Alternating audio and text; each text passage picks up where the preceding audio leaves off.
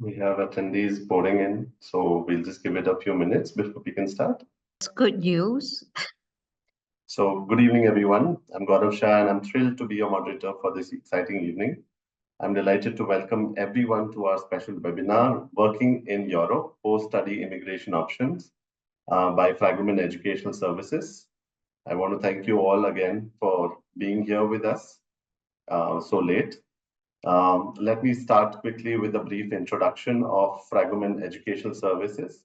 At FES, we offer study abroad services for students and professionals who want to pursue higher education overseas.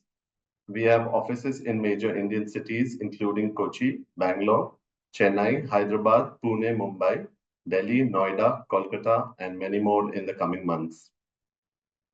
Our goal is to help you achieve your dream of studying abroad. We have the knowledge, the connections to provide you with all the support that you need as you navigate through the international education. Whether you're dealing with complex applications or adjusting to a new culture, we are here to help you at every step on the way. Today's webinar will offer comprehensive insights to your work rights in Europe as a student and post-graduation. This webinar will explore the job seeker permits and visa options for young graduates in a couple of European countries with specific focus on Germany and highlight European retention and integration strategies going from family reunification to change of employer and long-term residency and citizenship. This brings me to introduce our esteemed speakers, Johan Toons and Dr. Adela Schmidt, who are senior members from Fragomen Global. Johan Toons is an attorney and partner at Fragomen's Brussels office. She provides advice on Europe-wide strategic mobility solutions, including immigration, posted workers, and social security. Jo leads Fragomen's government strategies and advisory services for Europe and sits on the European Commission expert group on economic migration. Her contributions to various focus studies on labor migration for the European Commission, OECD, and the European Migration Network are noteworthy. I welcome you, Jo, and thank you for taking the time off of your busy schedule to help our students with their next big step. Dr. Adela Schmidt. Adela is a manager and attorney in our Frankfurt office. She practices in the field of German and European immigration and citizenship law. Additionally, Adela has been an associate lecturer at Goethe University in Frankfurt since 2017, where she teaches immigration, refugee, and citizenship law. Adela is a regular contributor to academic publication. Recently, she commented on requirements for refugee determination procedures in Zimmermann Jensen's second edition of the 1951 Convention relating to the status of refugees and its 1967 protocol, Oxford University Press. I welcome you, Adela, and thank you for joining us today. We look forward to hearing from you on the Germany bit. Thank you very much. We hope this session is insightful for all our students and incredibly informative and inspiring to help you pursue your study abroad dream. You can also stay connected with us on our social media handles for ongoing updates and personalized support. Towards the end of the session, we will have a dedicated Q&A session. You can drop in all your inquiries during the session and feel free to use the Q&A option below your screen. Once again, I want to thank you all and again, you and Adela, and I pass the stage to you to enlighten us. Over to you. Yeah, thank you, Gaurav. Good evening, everyone. Welcome to your dream destination, Europe. I mean, we will cover a lot today, so I will try as much as possible, to make it a very interactive session together with Adela, as we know that Germany, when we look at Europe, is one of your most favored destinations. So before going into detail, I wanted to share with you very, very quickly the European map. Very important when we talk about Europe, it's good, that we So I see the map is coming. There we are. So when we talk about Europe, it's very important to realize that all the light blue countries are the European countries. And European countries, they are known because they constitute altogether 27 countries after the UK has left the EU, constitute what we call the European single market. And that means if you're an EU citizen, that means you can freely work and travel to other European countries. It's a little bit, you can do whatever you want in your European destination area. Now, when we look at Schengen, and you might have heard Schengen, and that might be confusing to you, how does Schengen relate to the EU? Well, Schengen is very relevant to everyone, like Indian citizens, those that do not have a European nationality and that would like to come to Europe. When you look at Schengen, Schengen is what we call the free travel zone. It's, I would say, part of the European countries, not all the European countries, like, for example, Ireland is not part of Schengen, but it's a European country. So that means, if you, for example, decide to study in Ireland and you obtain a residence permit in Ireland, that will not give you the right to travel to Schengen. To give you an example. And on another example is Switzerland, for example, also a destination of choice, often for foreign students. Switzerland is not a European country, but it's a Schengen country. So if you, for example, start studying in Switzerland, that means that your residence permit as a student enables you to travel freely throughout Schengen and go, for example, have a visit to Spain or to France or say hello to Adela in Germany. So that's a little bit what Europe is about in Schengen. And it's really important because when we talk about Europe and why is Europe so attractive to foreign students, Indian students, it's because you're not necessarily choosing to spend your life in one single country. When you come to Europe, what you envisage, I presume your dream is that you have access to that European single market, that you have access, job opportunities, whatever other opportunities that are available within the entire European market. So today, as we have said, and I go back to the agenda, we will look a little bit, okay, what are your rights as a student, but also what are your post-study immigration options in Europe and more specifically in Germany? Before we get to that, I also want to say, I saw recently the Times that was ranking all the universities across the world, and about 1/3 of those universities are based in Europe. Okay, I know that they still consider the UK as part of Europe and that the UK take most of, I would say, the top spot, especially Oxford University.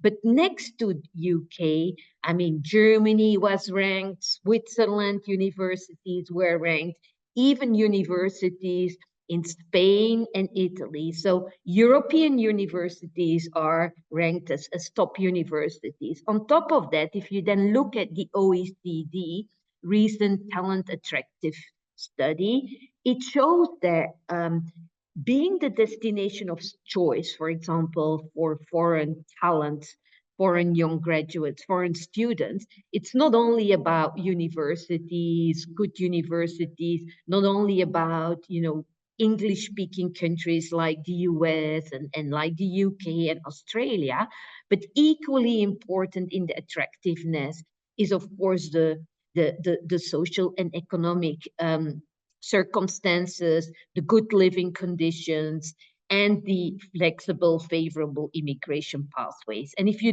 then look, for example, at the OECD study, one saw that Norway, for example, is one of, I would say, those preferred destinations in terms of attractiveness for students because of the good living conditions and because of the favorable immigration pathways for students and their family members access to the labor market and the ability, to stay there post-graduation. And so that's a little bit an introduction to say, okay, immigration pathways are important when it comes to making a choice on where to study and what it brings in a life cycle of an individual. It's not all, but it's important. Now, when you look at Europe as well, it's important that you understand 27 countries. 27 countries means it's a patchwork of varying immigration systems across all the EU member states. It's not one immigration, one pathway. Every single country has its own pathways. There has been some harmonization by Europe towards the immigration pathways available for students, young graduates, and by means of a students and researcher directive that has been adopted by the European institutions.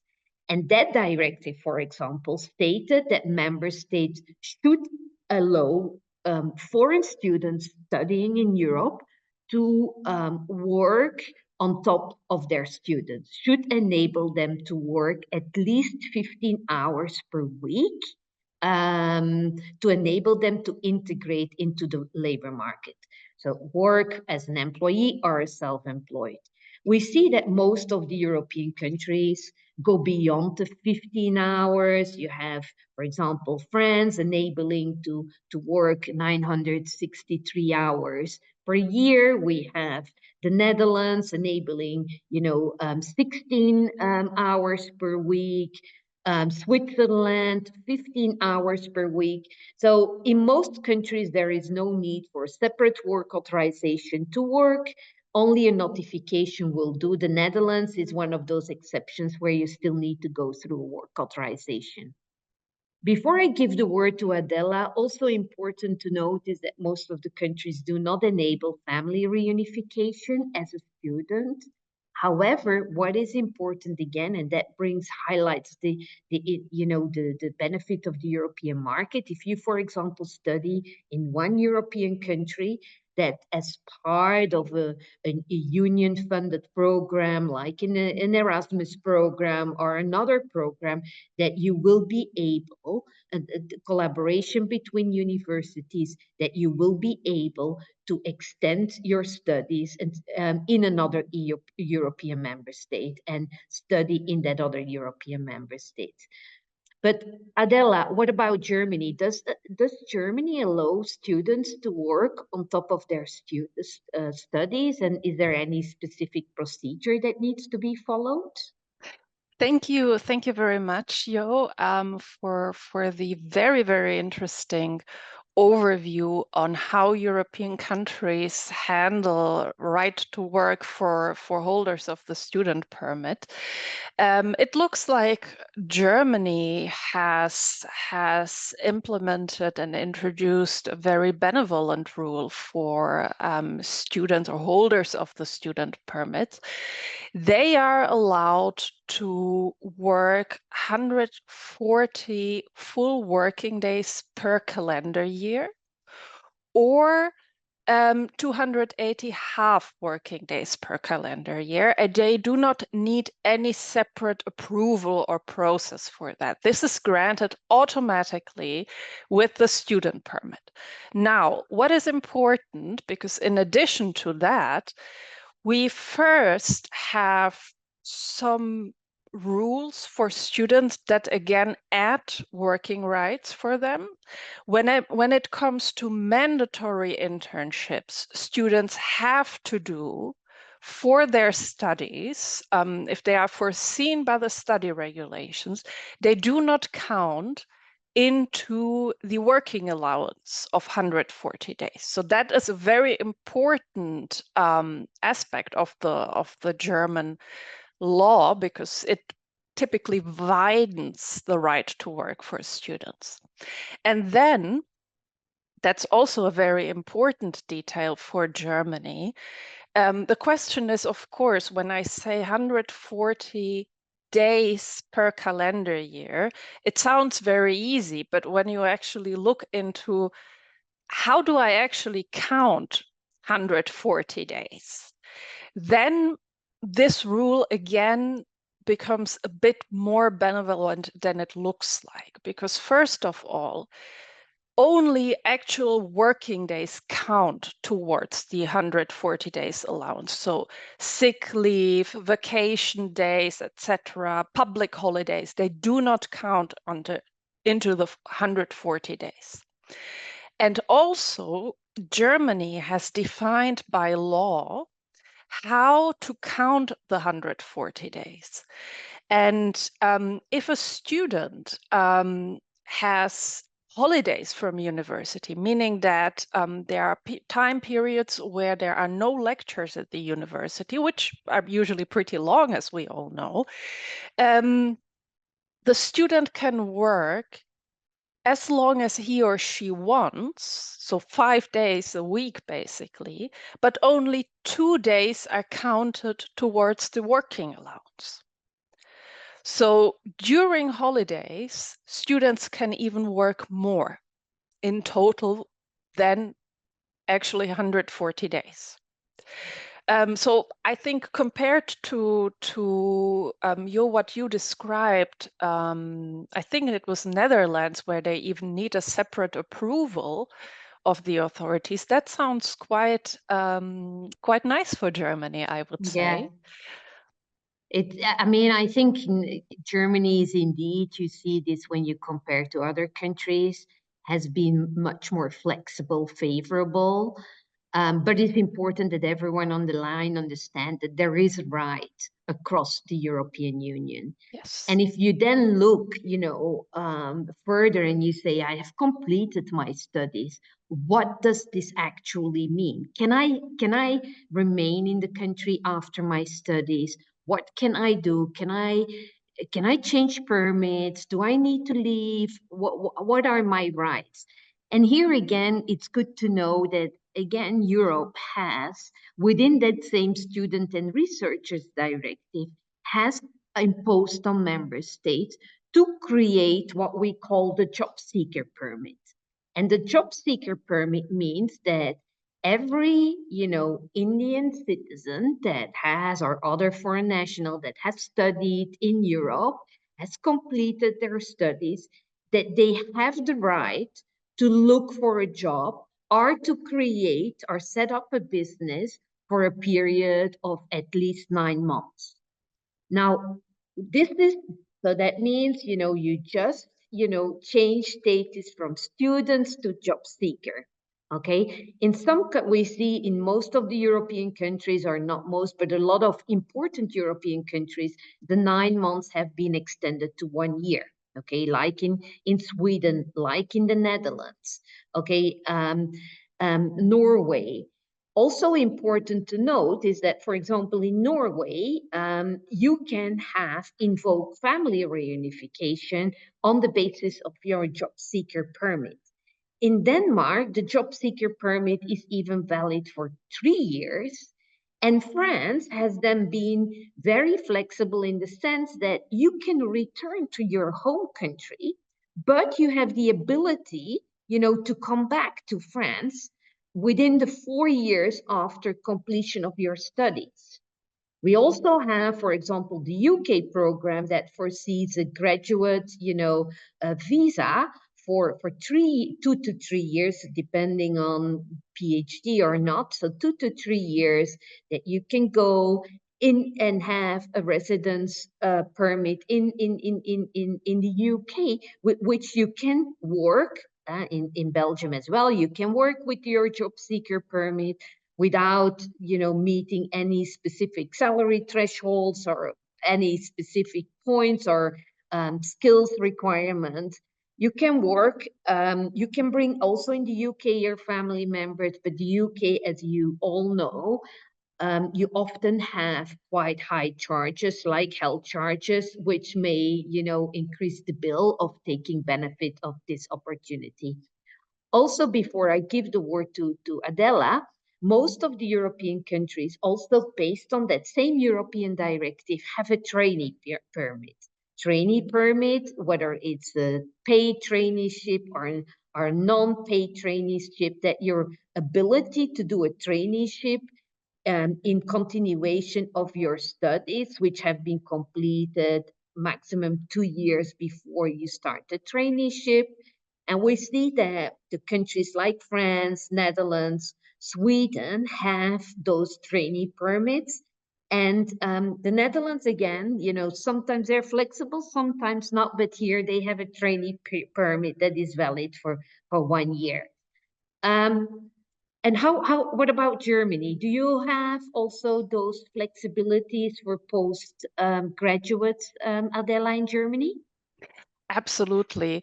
Germany is very keen on keeping talent in country, and we see that in a law that has been in place for some time now. It entitles graduates of German universities to a job seeker permit valid for 18 months after their studies, and it comes with unlimited access to the German labor market during those 18 months.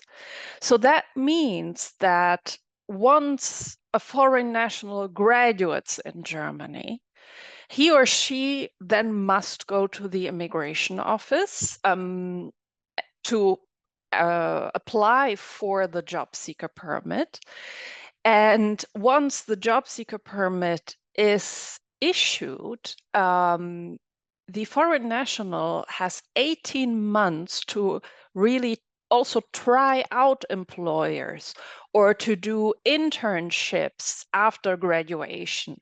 Because since the permit is not tied to any employer or any position, it has the advantage that the graduate can, for example, do a 6-month paid internship and then decide, okay, do I like this employer? Would I like to work for this employer full-time, permanently or not? Or maybe I try another internship somewhere else because I didn't like it so much. And the job seeker permit in Germany gives you that freedom. That is, I think, a very, very positive and benevolent rule for graduates of German university, and I see it in practice being used regularly. The same applies to accompanying family members. In Germany, holders of student permits, but as well as for graduate job seeker permits, can bring family into the country. However, there's an important red flag. Germany expects the subsistence of living being covered for the graduate as well as for the family, which can be, of course, challenging, especially when it comes to costs for the health insurance, rent payments, etc. So that does sometimes pose a burden for family reunion. But theoretically, from a legal perspective, Germany enables family reunion even at that stage. This is great to hear, Adela. And what I also wanted to highlight again, and this reflects my initial European map, okay? When you have the job seeker permit, let's say in Germany or in France, it is, I would say, a kind of Schengen permit, right, Adela? So that means that you have a residence permit for Germany, but it also enables you to not, you know, to, for example, do a job interview in Belgium or in France to look for a job. You can't work in those other countries like you can do in Germany. You can't, you know, yeah, it doesn't give you, I would say, the extended rights that the German job seeker permit give you, but it gives you the ability in the end to, I would say, look for job opportunities across the European Union. across the Schengen area because you have that visa that you now need incorporated in your job seeker visa of Germany. The same when you have a job seeker visa for France, you can look for a job opportunity in Germany. So that is also very, very important, because if the longer your job seeker permit it is, the longer you can explore potential opportunities. And even if you work in Germany, you can still see and have an interview in France and see whether there is any opportunity that could potentially better suit your needs. So I just wanted to highlight this, because at every stage of your life in Europe, you will see that you have those extended rights. It's not that you can do whatever you want in the entire European Union, but your rights will enhance throughout the life cycle in Europe. So when we then come to, I would say, job seeker permit, potential trainee permit, again, very, very important is that all European countries have immigration pathways for what we call highly qualified citizens, individuals. Highly qualified, those that have higher educational degrees of at least 3 years. However, depending on the member state, it might be that even if you don't have those higher educational qualifications, that professional experience of at least 5 years or even 3 years or other professional experience based on a national highly skilled scheme might come into play. So I would say, if you have been able, to obtain your qualifications in Europe, and you have found a job, because that's always the first, I would say, the first requirement, that to obtain a highly skilled employment visa, that it means that you have found an employer, a sponsoring company. Once you have found a sponsoring company, there is an immigration pathway for you, I would say, to obtain a work and residence permit for that country. Now, if you look across Europe, okay, we see that not necessarily across the board that member states necessarily have specific young graduate permits. And that might be a bit of an issue, because often for highly skilled permits, there are immigration salary thresholds that apply. And for young graduates, it might be, I would say, challenging for employers to obtain those visas, because they need to pay higher salaries than what normal peer, I would say, colleagues in the labor market would earn. That said, what we see is that we see that more and more countries have facilitations in terms of work permit application processes for young graduates. For example, no labor market testing in Germany, or that they have specific type of work authorizations that might be best suitable for young graduates because they have lower salary thresholds.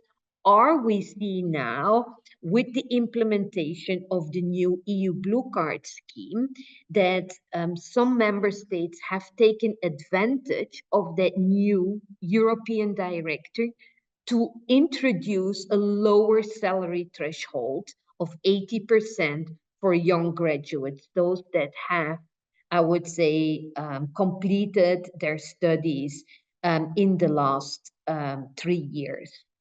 And of course, that new European directive makes it also possible and necessary to member states to enable in-country applications, so that those foreign students do not necessarily have to return home to wait there until the work authorization has been applied for. So I think that that's a very, I would say, promising, progress that we make in Europe. Also, before I give the word to Adela, I want to highlight that that all member states have, I would say, a favorable family reunification processes for those highly skilled on employer-sponsored permits, certainly for the spouse and the minor children below the dependent children below the age of 18. Some member states go further and also assimilate to, for example, the spouse, the partner, or may also enable family reunification, for example, for the first grade ascendants. Here again, I know, Adela, there have been significant changes in Germany to make Germany really, really attractive for that foreign talent. Can you elaborate a little bit more on this, please? Gladly. Thank you very much, Jo. So basically, when we look at the life cycle, if a foreign national graduated in Germany and then obtains the job seeker permit, maybe tries out some jobs, some employers, but then finds the right match and wants to accept a contract of a full-time contract, then it would be the time to switch from the job seeker permit to one of the permit types Germany offers to highly skilled foreign nationals. Very importantly, this switch can be done in country. And so the foreign national can remain in Germany. And if the foreign national already holds the graduate job seeker permit, he or she can even start working already while the switch is being processed by the local immigration office. That can be a major advantage for students, because they have the freedom, or graduates, because they have the freedom to accept and start tomorrow with the graduate job seeker permit. When it comes to permit types for highly skilled foreign nationals available to graduates in Germany, we, of course, have the EU Blue Card Jo already mentioned, and Germany implemented exactly what you mentioned, Jo. There is a lower salary threshold for fresh graduates that graduated not longer than 3 years ago. So we have this lowered salary threshold, but we have for all other permit types than the EU Blue Card, Germany does not have a fixed salary threshold that must be reached, but Germany has a rule that basically expects a market-conform salary to be paid. And that rule is actually very, very favorable and benevolent for graduates and foreign students, because a market conform salary always looks at the foreign national, at the educational background, but also the professional background. And if someone just started the career, just graduated, obviously the person usually does not have work experience. So German authorities would not expect a high salary, and they would compare the salary to a young, fresh graduate in Germany, a local young, fresh graduate, which basically results in a situation where foreign graduates in Germany are eligible for most of the permit types. Usually they obviously use the EU Blue Card, but they can use all other permit types as well. Thank you, Adela. Now, what I wanted to highlight here as well is that important is that with the new EU Blue Card as well, there have been changes, facilitations with respect to the change of employer. Because you may ask yourself the question, yeah, but I have then an EU Blue Card, or I have a single permit, issued in the name of my sponsoring company A. But what if I'm interested in another job, or I want to change employer? How does that work? Is that easy? Now, with an EU Blue Card, you can change prior to 12 months, okay? But after 12 months, it's clear that based on the new directive, only a notification might be required. So you even don't need to wait and have an approval, but you can start immediately with your new employer after the notification has been made. There is even now, a new single permit directive that equally, I would say, facilitates the change of employer for those that do not have the EU Blue Card, but have a national highly skilled or other type of permit. That also there, they still need to apply for a new work authorization if they change employer, if national law foresees so, but they will be able to start working after 45 days and do not need to wait months and months till the new permit has been approved, with the risk, for example, that they stay somewhere in an in-between situation. So very interesting. Secondly, to highlight is that with the new EU Blue Card, that was already in the EU Blue Card scheme, but also now in new single permit directive, even if you become unemployed in Europe, it does not necessarily mean that you need to leave and that your permit becomes invalid. So you can have a short period of unemployment to look for another job while without. And then last but not least, with the EU Blue Card scheme, very interesting. I like it so much because that's about the fundamentals of Europe. If you obtain your EU Blue Card scheme, let's say in Germany, okay, what is important is that after 12 months being in Germany with your EU Blue Card scheme, EU Blue Card, you can move, for example, to France. Okay, you can apply. If you want to do a job, highly skilled job in France, you need to obtain a new EU Blue Card in France, but you can start working in France after 30 days. So again, it facilitates the intra-EU mobility for work purposes. If you want to change employer in another jurisdiction, you can without having to wait till the entire, I would say, approval process has been completed. Now, that said about employment, sponsored permit, Adela and myself still wanted to say a couple of words about long-term residency and citizenship. Now, long-term residency, based on European law, every foreign national that has an uninterrupted and continuous residence in a European member state is entitled to the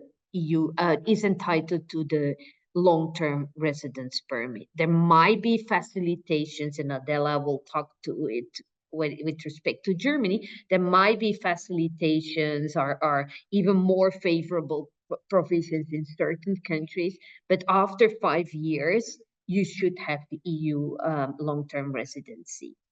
Of course, very important. We can talk about some absences are not considered as interrupting your continuous stay. So that is important to know. But some people, some foreign students ask me, does my residence permit as a student count towards the 5 years. Now, for example, in France and Sweden, it does not count towards the 5 years. In the Netherlands, it counts for half of the period for the 5 years. And in Switzerland, it counts as well, for example, if you have at least a residence permit for 2 years. Now, what is important is that apart from the continuous stay and uninterrupted stay, is that, of course, member states may also require that you have sufficient means and then health insurance, and that you have as well show integration, maybe language requirements. And I saw a question coming in, but we will respond to that question with respect to Germany later. But you know that there might be still some integration requirements before you get to the permanent residency. Again, very interesting with the EU Blue Card scheme. What it says is that if you have, for example, an EU Blue Card scheme in a certain country, European country, and you moved from another European country to that country. So, for example, you were studying in Germany, and then you decided to work in France, and in France you obtain your EU Blue Card. Well, the European legislation says that you can cumulate your residence periods in Germany and France towards that permanent residency. So the 5 years can be calculated both on the residence permit in Germany and in France. If you have, of course, your EU Blue Card in France. But even very important is that in that case, you know, your student, your years, I think, as a student will even count in France through the EU Blue Card legislation for your EU Blue Card long-term residency. So you see, based on European legislation, it is not only about every single member state, but again, accumulation if you want to take benefit and traveling and working around in Europe. But again, Germany will probably do much better than every other European country, right, Adela? Yeah, I think we can see that Europe really puts an effort into attracting foreign talent, and Germany does as well, absolutely. So Germany implemented the laws Jo was just talking about, especially when it comes to the EU Blue Card and the EU long-term residency. So we have that.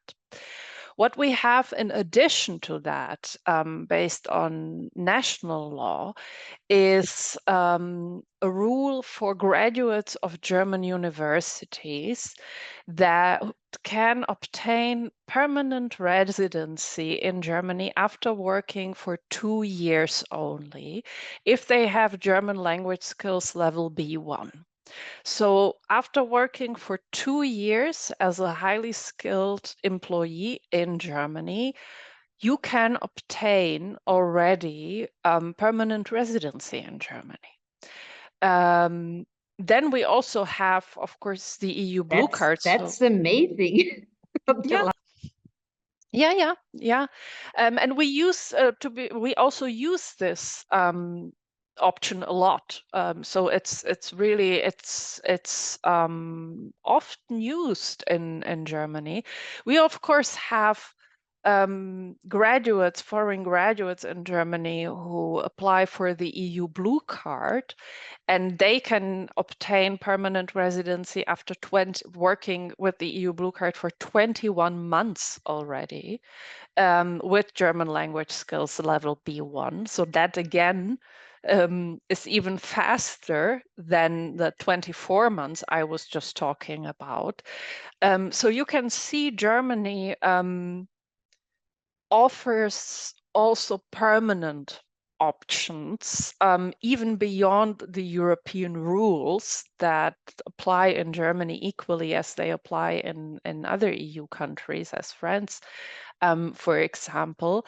And we not only see it in the laws, but maybe what I can say also as a practitioner practicing immigration law in Germany, that German authorities really like and gladly approve permits and applications for foreign graduates. They are welcome in Germany. We see that a lot whenever there are maybe discretionary decisions that they typically would be met in favor of the applicant when it comes to a graduate of a German university. And I think that's a very good thing to say about Germany. Yeah, absolutely. And I think, Adela, that foreign students are really welcome in most of all of the European countries. But what we see is that in most or all the European countries, they have not necessarily translated this yet in their immigration legislation. And so you see, despite that they're welcome that foreign students leave, because you don't necessarily have the same flexibility, the same favorable, I would say, treatment as you have in Germany post-graduation. Now, I think when we talk about permanent residency, EU residency, very important for everyone to know. Adela spoke about the German long-term residency, and we have the German long-term residency, which means you have free access to the German labor market. Your residence permit is not conditional anymore on any, I would say, sponsoring employer or whatsoever. Now, we also have the EU long-term residency. Now, what it is important to know that despite the fact that it's called EU long-term residency, some people think that it means that you are assimilated yet to an EU citizen and that you can freely travel around and work in other European countries. It facilitates, your relocation to other European countries. So if you have sufficient means and a health insurance, you can indeed say, I have the EU long-term residency permit in Germany, and I would like to retire, for example, in Spain, and enjoy my old days at the beach in Spain. You can do that, okay? You can do that, but some people say, but can I then work as well, for example, in the Netherlands with my EU long-term residence permit? You can, but it's still subject to work authorization in Spain. So it's not that you have, in the Netherlands, it's not that you have free access to the labor market in another European country. There is now a new European directive. We hope that it has been stalled, but that it's picked up again, that would enable you, to start working in that other European country after 30 days after your application for new work authorization has been submitted. That would be great, because then you can indeed have, to some extent, access to the labor market to another country. You need to submit an application, but that does not, I would say, necessarily pose your access to the labor market there. Before we get to the questions, we still want to say a couple of words about citizenship. First of all, we know that, that the Indian Citizenship Act does not provide for dual citizenship. Okay, we know that if you want to acquire citizenship of a European country or whatever other jurisdiction, that you need to surrender your Indian citizenship. That's why we highlighted as well the option of the permanent residency, because that's in your case a very important one. Note that most of the European countries allow dual citizenship. Okay, if it ever changes in India, they allow dual citizenship, except the Netherlands doesn't. Okay, and also we see more and more with the elections and the outcome of the elections that we see more and more, I would say, language integration requirements for in European countries for obtain citizenship. I want to highlight one country before Adela jumps in, is that France also has a favorable legislation with respect to acquiring citizenship when you have studied in France. So normally, you know, you need to continue as well an interrupted period of 5 years of residency, and then the language and integration requirements and sufficient means. But it is reduced. It is possible as from 2 years if you have studied at the French higher educational institution. So there make, I would say, efforts there as well to give foreign students that have studied in France and a faster access to citizenship than others. Is that the same in Germany, Adela? Wow, I'm very impressed by the French regulations. So Germany does not offer special pathways into citizenship for foreign graduates. However, German citizenship law is quite open, I would say. Foreign nationals living in Germany can apply and obtain citizenship after they resided in Germany for at least 5 years with German language skills level B1.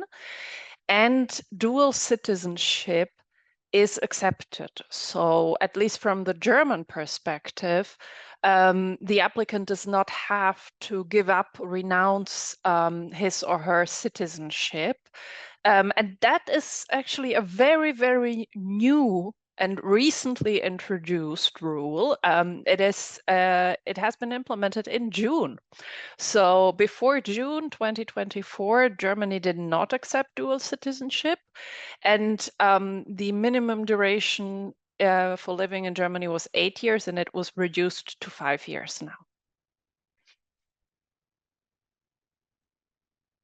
So maybe Gaurav just said to me that there was a question about obtaining citizenship in Germany. You know, can you highlight the process quickly for obtaining citizenship? Is it complex, Adela, or how does it look like?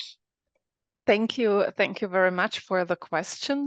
Typically, to obtain the German citizenship, the foreign national would have to apply with the local citizenship or authorities at the place of residency where he or she lives.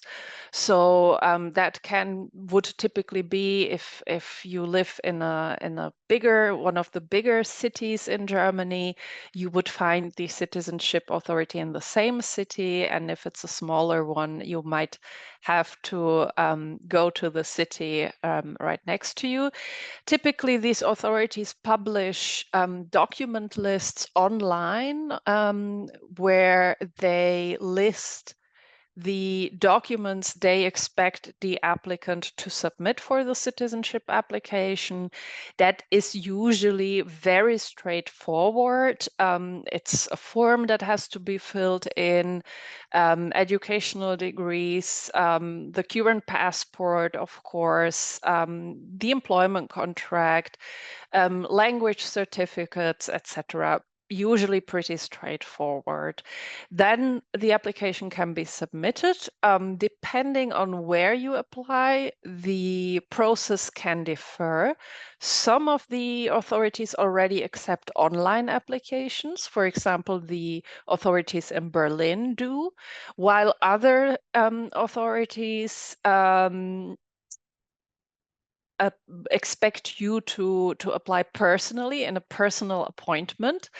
And then either through an online application or with a personal appointment, documents are submitted and then decided upon by German authorities. We also, unfortunately, see very different processing times within the country.